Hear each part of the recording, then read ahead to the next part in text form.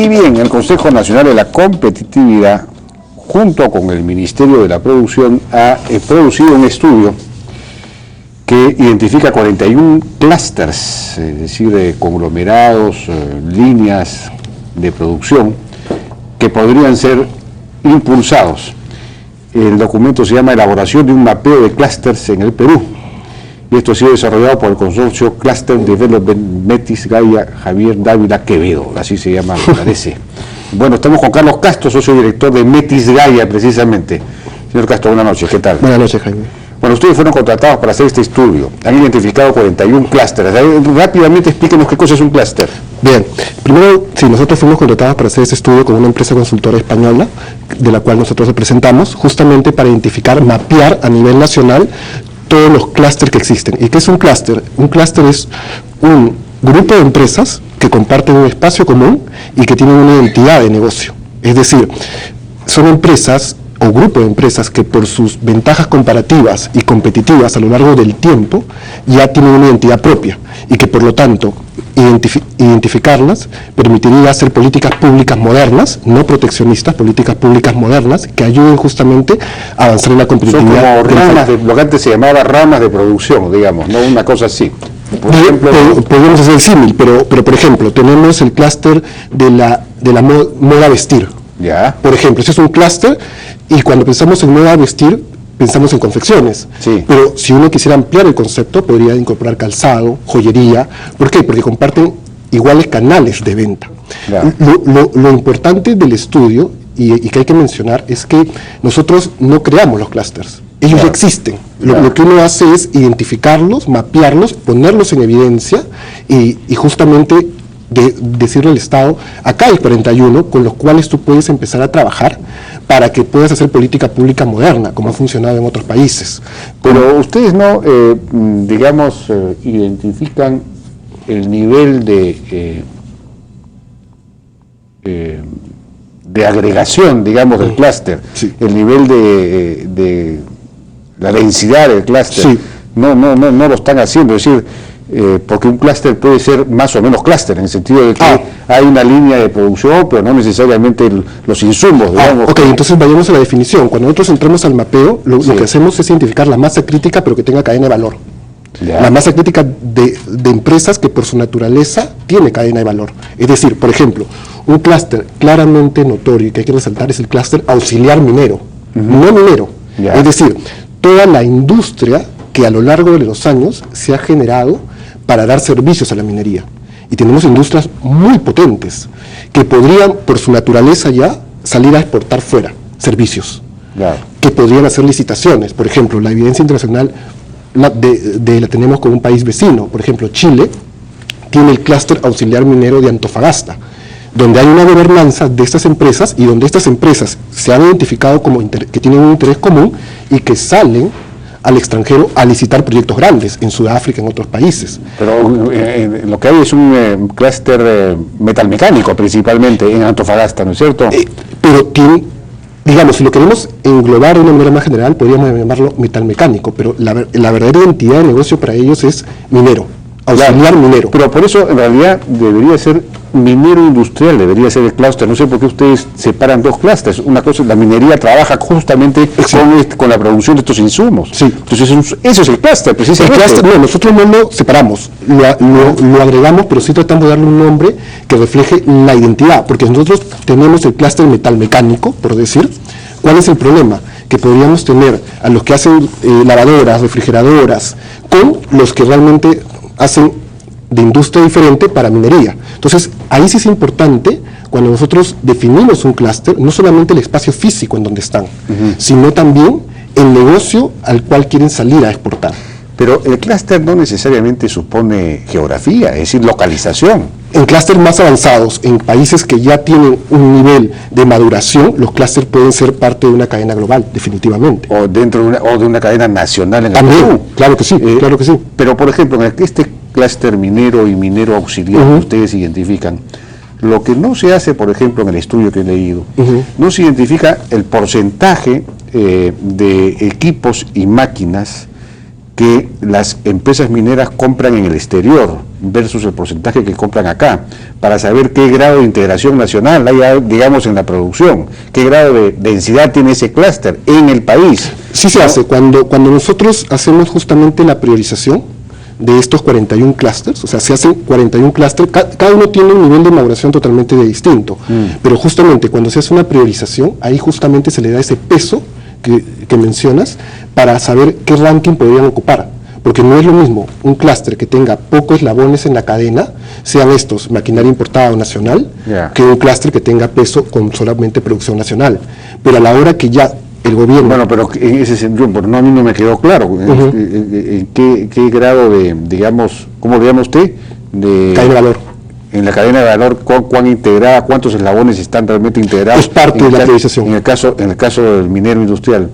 No, estamos hablando de que existe una industria, por lo menos estamos hablando de 1.000 millones, que se genera a partir de la minería, como industria tractor, en los eslabones de la cadena. Ajá. Ahora, este estudio debería permitir identificar cuáles son esos eslabones de producción industrial y de servicios que se han generado para abastecer a la minería, y cuáles no se han generado, cuáles podrían generarse, pero no se generan porque no hay, qué condiciones faltarían. Esa es la idea de... ¿Cuál es la idea? ¿Para qué se hace esto? Justamente, la idea es primero decir cuáles son las industrias que están maduras, para decir, estas podríamos apostar, porque ya están maduras y han mostrado que a lo largo de los años, por sí solas, sin intervención del gobierno, han generado una identidad de negocio. Ahora, ¿qué toca? Justamente, como ha funcionado en Colombia, en experiencias europeas, el Estado convoca a este grupo de empresas, las hace partícipe, le dice, ahora vamos a mirar que el mercado no solamente es local, el mercado está afuera. Por lo tanto, júntense y vamos a desarrollar, por ejemplo, marcas colectivas, empezar a salir con una sola marca. Seguirán siendo competencia en el mercado interno, pero hacia afuera pueden generar sinergia, pueden tener de proveedores comunes, pueden ser parte de cadenas de valor globales más diversificadas. O sea, la posibilidad de tenerlas mapeadas permite justamente ver qué necesidades tienen y que los actores se junten y que puedan identificar retos comunes. Por ejemplo, el clúster de la moda de Barcelona, lo primero que identificó fue: no tenemos una escuela de moda. Ese es el reto que tenemos en el corto plazo. ¿Qué hicieron? Se fueron a Inglaterra, tomaron de la experiencia y hicieron una escuela de moda. Y desde ahí de la visión de Barcelona cambió el clúster de la moda. Apostaron solo por el diseño. Pero ustedes en este estudio no identifican qué es lo que estaría faltando, porque eso sería... Si lo identificamos para 16 clústeres priorizados... Bueno, yo he leído, no veo que identifiquen qué falta, es decir, que, como en este caso... Lo que pasa es que para los 41 no se han hecho, pero sí se han hecho para 16 clústeres. Por ejemplo, en el caso del software, que es un clúster clarísimo que existe. Ahorita todavía el Perú, por la madurez que tiene el mercado de software, todavía está en un software que llamamos Software Factory, que viene el diseño de afuera, y lo que hacen las empresas es programar. Pero debería, si seguimos madurando y le hacemos políticas públicas modernas, obviamente pasar un software enlatado, que es desarrollar productos para los crecimientos de la demanda. Por ejemplo, en construcción, medicina, tenemos otro clúster, el clúster de la salud, que también es un clúster interesante. O sea, cada negocio genera todo un eslabonamiento que es importante, como ha funcionado en otros países. La idea, por ejemplo, Colombia ya viene impulsando a través de... Pero para que se identifiquen, digamos, no es usted el que va a identificar qué es lo que... Nosotros lo que hemos hecho... Pero usted me dice que sí lo identifica. Del estudio lo que hace es sale a campo. El estudio lo que ha hecho es visitar a todas las empresas y no ha sido un trabajo de gabinete. Esto no sirve para nada un trabajo de gabinete. Nosotros hemos hecho más de 100 entrevistas a empresarios. Porque acá lo que se quiere es que el propio empresario le diga al funcionario público: yo me veo así, yo me uno de esta manera, yo me articulo de esta manera y por lo tanto tengo identidad con este grupo. Pero no me mezcles con este grupo. Pero la identificación de aquello que podría desarrollarse, del elemento que falta, la escuela de moda en sí, por ejemplo, eso ustedes no lo han identificado. Es que eso forma parte, ya entrar a ese nivel de detalle, forma parte de una segunda etapa, que justamente es lo que nosotros estamos en conversaciones con el Ministerio de lo que sigue. Es decir, ahora lo que toca es entrar a trabajar en cada clúster para identificar esos retos estratégicos, pero con el privado, con el actor privado, con los empresarios, realmente identificar ese plan de negocio, no como empresa, sino como como grupo de empresas. Esto supone una institucionalidad, un marco, digamos, los privados, los empresarios se van a reunir. Sí. Veo ahí que habría un gerente de clúster. Exactamente. Pero ese gerente de clúster es puesto por el Estado, ¿no? No, si que el Estado entre y pone al gerente de clúster no funciona. O sea, acá lo que haces es generar la oportunidad que se junten, que definan un plan de negocio. ¿Cómo funciona en Colombia? Colombia lo que ha hecho es, los convoca, les pone expertos internacionales, equipos que ya tienen mucha trayectoria en estos temas, les genera el plan de negocio y les ayuda a generar la gobernanza, que es lo más importante. ¿Qué cosa es la gobernanza? La gobernanza es las reglas de juego por los cuales los actores del clúster van a empezar a convivir. Se genera una persona jurídica llamada un clúster, el nombre que queramos, de acuerdo a la realidad del negocio, y empiezan a fijar sus metas propias. Y el Estado... Entonces eso es una especie de empresa de empresas. Exactamente. Es una cosa privada. Es una cosa privada, pero que el Estado tiene que decirles, yo te voy a ayudar en dar las señales para que tú puedas crecer. Pero es empezar a mirar el conjunto, la sociedad. Esta agrupación, digamos, de empresas que forman parte de un clúster, que no son empresas necesariamente que producen lo mismo, sino que justamente producen toda la cadena de valor, se reúnen y identifican entonces proyectos estratégicos. Por proyectos estratégicos, qué cosas se podrían hacer, qué cuellos de botella hay, qué problemas hay, quién los puede resolver, cómo ese tipo Tú lo has definido muy bien, exactamente. La idea es que este grupo de empresarios digan cómo nos vemos de acá a 10 años y por lo tanto qué nos falta, cuál es la brecha y qué necesitamos. Y el Estado tiene que agarrar y disponer recursos para que los clústeres que existan postulen a fondos concursables, como funciona en cualquier país moderno. No asignar los recursos a este grupo o a este grupo, sino los clústeres postulan. Quien tenga mayor madurez, mayor participación en el mercado, el que se preocupe por realmente tener una gobernanza y que funcione. Pero ¿cómo garantizar que esos fondos públicos concursables no se asignen a proyectos artificialmente planteados, digamos, que no realmente respondan a una posibilidad de mercado? Porque obviamente cuando uno diseña esto, le pone metas, indicadores de desempeño que pueden ser exportaciones, el nivel de exportaciones. Entonces, el gasto público, pero también tiene que haber gasto privado, porque esto no es que el Estado da todos los recursos, sino es un modo de convivir juntos. Tiene que verse evidenciado en indicadores, lo que llamamos indicadores de desempeño, que pueden ser ventas al exportador, ventas al exterior. Con este estudio, ustedes han identificado, digamos, 41 clústeres, 16 los han profundizado un poco más. Sí. Esta es una primera etapa. ¿Qué vendría ahora? ¿Qué vendría ahora? Lo que toca es que justamente el gobierno, y eso es lo importante, el estudio es un insumo finalmente, no es un fin. Lo que toca es que el gobierno, las diferentes entidades, el plan de diversificación productiva del Ministerio de la Producción ya lo recoge. ¿Lo recoge? Lo recoge. En el documento recoge este estudio, lo hace suyo y plantea acciones de un programa. Por ejemplo, que en la parte de madera, en el clúster de madera, sí, claro, ustedes identifican un clúster en Loreto y otro en Ucayali. En cambio, el plan de diversificación productiva o del Ministerio del Produce tiene un sitio de madera en Madre de Dios. O sea que se ve que no conversan. Eso es justamente lo que nosotros hemos empezado a plantearle, que toda la gobernanza del aparato público empiece a entender en dónde están los verdaderos actores. Ese es un poco el aporte también del estudio, es decir, cómo los fondos de innovación, como los fondos de ciencia y tecnología deberían también orientarse a las necesidades de este grupo de empresas. Y focalizarse bien, donde realmente está tu público objetivo. Pero entonces, ¿quién ejecutaría esto? ¿El Ministerio de la Producción? Es un tema que ¿Quién va a organizar los clústeres o es No, la idea es que haya una actitud proactiva del Estado, en el sentido de convocarlos, acompañarlos en el proceso que dura 6 meses para que justamente el clúster pueda identificarse y pueda empezar a desarrollar su plan de negocio propio. No es un plan de negocio que le debe imponer el Estado, sino el propio privado. Yo, por ejemplo, estuve hace poco en Tacna viendo el tema de la aceituna y uno se queda sorprendido de, a pesar de ser un país de una zona aceitunera, que no hayan industrias que se hayan desarrollado alrededor de la aceituna. Pero, por ejemplo, lo que caso contrario, sucede en el norte, que es un clúster que hemos identificado, el clúster del mango. tan importante se ha vuelto el mango en la zona de Piura, que ha generado empresas que dan servicios, pero también tenemos otros clústeres como el auxiliar automotriz o el auxiliar agroalimentario. ¿Cuál es el auxiliar automotriz? Estamos hablando de baterías, carrocería, todas esas empresas que dan servicios para la industria automotriz.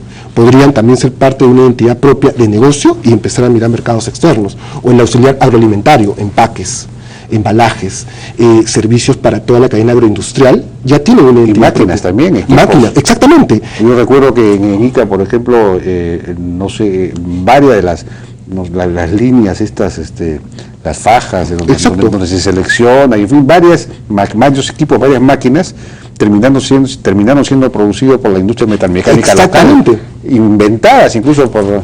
Hay muchos empresarios que terminan, a la falta de acceso a tecnología externa, generando su propia maquinaria. Esa maquinaria es madura y van generando la cadena de valor.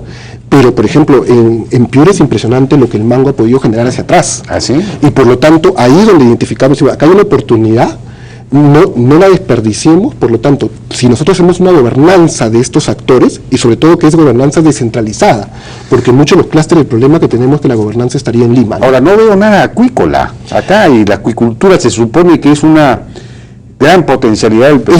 Ese es un buen punto. Cuando nosotros discutimos esto con el Ministerio de la Producción, un poco cuando uno va a comprar pescado, lo podemos diferenciar de la siguiente manera: o el pescado viene de una zona libre, o viene de una granja, por decir de alguna manera. Entonces, al final lo que importa es cómo lo ve el consumidor. Acá por eso que los nombres se importan, porque la idea es el enfoque de demanda, es decir, cómo mi oferta conversa con la demanda que realmente está comprando.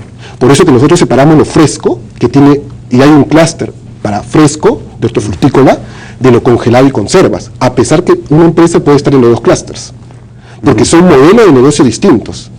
O sea, eso lo hemos consultado con las empresas más representativas de este país, y todos lo decían, no, son negocios totalmente distintos. Si tú me pones a diseñar un plan de negocio para fresco y otro para congelado y lo junto, se pierde. Pero acá lo importante, Jaime, es entender que es momento ya de hablar de política industrial moderna.